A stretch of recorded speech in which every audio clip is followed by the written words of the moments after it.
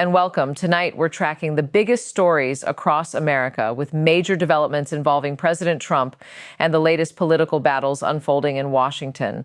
Stay with us through the very end because some of these developments could have a major impact on what happens next. And before we begin, tell us where you're watching from, drop your city and state in the comments below. And for the latest breaking news and political updates, make sure to subscribe and turn on notifications. Now let's get straight to tonight's top headlines. Now from Ohio, Haitian nationals who previously held temporary protected status, or TPS, are reporting to an ICE office after losing or facing the end of their immigration protections, while protesters have gathered in support of them. TPS is a temporary immigration benefit that can protect eligible nationals of designated countries from deportation and provide work authorization when conditions meet federal requirements. Losing TPS does not automatically mean every person is immediately deportable. Individual immigration status and any other legal protections must be reviewed. The developments in Ohio are fueling another heated debate over immigration enforcement, humanitarian protections, and the Trump administration's broader deportation policies. Now, to a major NATO development, President Donald Trump is reportedly considering whether the United States should reduce or withdraw some American troops stationed in Spain and Italy, in addition to the previously discussed reduction in Germany. Trump questioned why the U.S. should maintain troops in countries he believes have not provided enough support when Washington needed them. He specifically criticized Spain and Italy over their contributions to the alliance. Any troop withdrawal would be a significant shift in America's European military posture and could have major implications for NATO, regional security, and U.S. relations with European allies. President Donald Trump says the United States has agreed to pause a planned military strike against Iran after Iranian officials and other Middle Eastern countries requested more time to finalize a potential agreement. Trump said the proposed framework would call for the immediate reopening of the Strait of Hormuz and an end to what he described as Iran's nuclear threat. He also said Israel supports the decision to pause military action while negotiations continue. Trump stressed that the strike is canceled for now, with the decision contingent on a deal being reached quickly. The situation remains fluid as diplomatic efforts continue. Now to Washington, Secretary of State Marco Rubio is warning about what he describes as Cuba's long-running influence and espionage operations across Latin America and inside the United States. Rubio argued that Cuban intelligence has historically supported left-wing insurgencies in the region and has successfully penetrated U.S. institutions. He pointed to former U.S. Ambassador Victor Manuel Rocha, who was convicted of acting as a secret agent for Cuba, as an example. Rubio also said Cuban operatives have reached sensitive areas of American defense and intelligence. His comments reflect the Trump administration's broader hardline approach toward Cuba and its concerns about foreign influence and espionage. Over in Oxford, a student speaking at the Oxford Union made a striking comment during a discussion involving activist Tommy Robinson, suggesting that protesters outside could have posed a serious threat to him without his security detail. The remark has since circulated online, with critics of Islam using it to argue that demonstrations surrounding Robinson have become dangerously hostile. However, claims that protesters intended to kill him are not established by the student's statement alone. The episode has reignited debate over political demonstrations, security concerns, free speech, and tensions surrounding Robinson's appearances at universities. Authorities have not established that all protesters shared violent intentions. Stephen Yaxley Lennon, known to his hooligans as Tommy Robinson. Stephen, there is a crowd outside rioting against you tonight, and without the protection and generosity of a Muslim Palestinian president and a mostly South Asian executive committee, you would be quite literally cooked.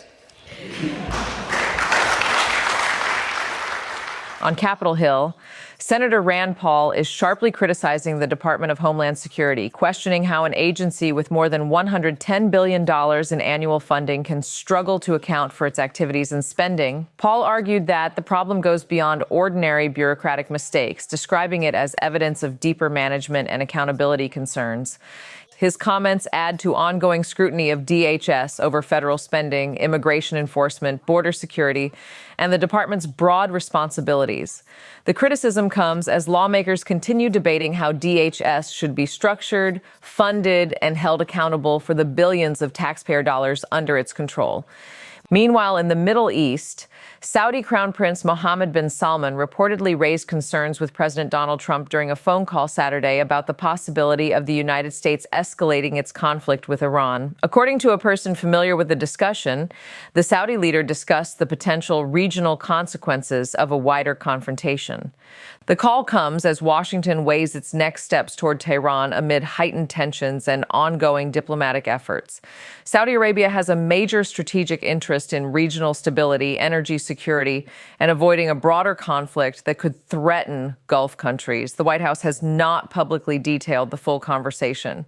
Turning to the Justice Department, the Trump administration says the American people are safer today than they were 18 months ago, pointing to a renewed focus at the Department of Justice on enforcing federal law, protecting communities, and prosecuting criminals.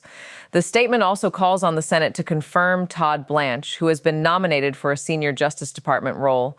Supporters argue that Blanche would help advance the administration's law and order agenda and strengthen the department's focus on public safety.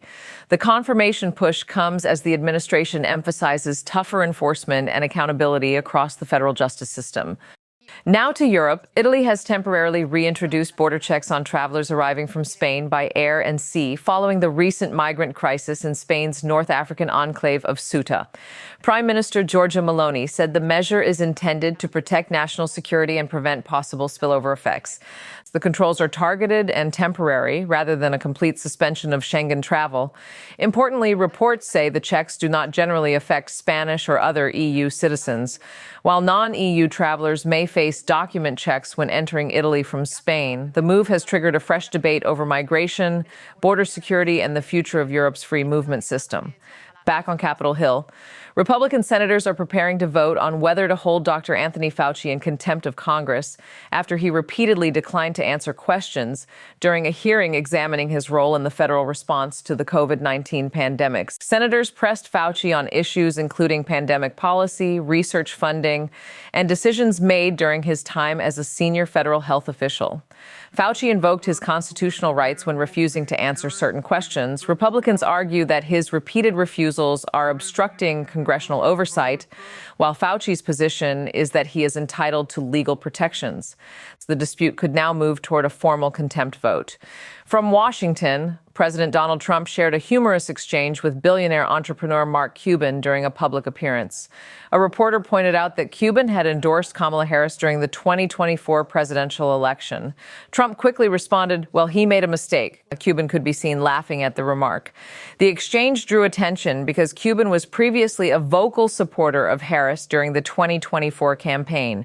While his appearance alongside Trump highlights how political relationships can shift over time, the lighthearted moment quickly circulated online with supporters of Trump celebrating the president's joke and Cuban's reaction. President, it's pretty remarkable seeing you and Mark Cuban up there, and the fact that obviously Mark endorsed Kamala Harris back in 2024. Well, he made a mistake. It was a big mistake. What does this say about what you two are building here? Well, it says we love people. We love our country. He's got a good company, and he's going to do a lot of business with us. And breaking overnight from Capitol Hill, the Save America Act reached 50 votes after Republican Senator Susan Collins voted in favor of an amendment backed by Senator Mike Lee, according to supporters of the measure. They argue the vote demonstrates that the legislation could reach 51 votes, with Vice President J.D. Vance potentially serving as the tiebreaker. The version discussed includes provisions requiring voter identification and proof of citizenship, while supporters say the measure still faces the Senate's 60-vote threshold under current rules. Senator Lee is urging Republicans to consider changing the filibuster rules, arguing the House-passed version would strengthen election security requirements. Quick response on the water, but a boat caught fire near the Naples Causeway in Maine's Sebago Lake region, prompting several jet skiers to rush toward the flames and help contain the blaze. Witnesses say the jet skiers used their watercraft to spray water toward the burning boat, helping fight the fire before the situation could become even more dangerous. The incident happened land roughly 30 miles from Portland. Their fast response is being praised as an example of ordinary people stepping in during an emergency. Authorities are expected to review the incident, while the exact cause of the boat fire remains under investigation. Now to U.S.-China relations. So, President Donald Trump appeared to share a lighthearted exchange with Chinese President Xi Jinping during a visit to Zhongnanhai, the Chinese leadership compound. In the account circulating online, Trump asked Xi whether other presidents and prime ministers received the same kind of personal VIP tour. Xi reportedly indicated that such access is extremely rare, highlighting the unusual nature of the visit.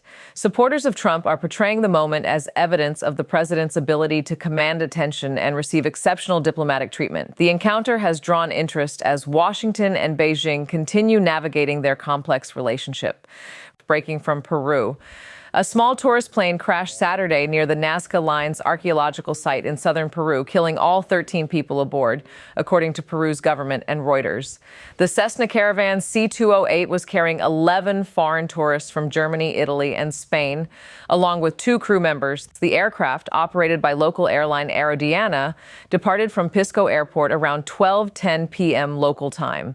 About 50 minutes later, the crew reported an emergency to the Nazca Airport control tower before radio contact was lost. The plane crashed near Socos, caught fire, and emergency crews responded to the scene. The cause remains under investigation.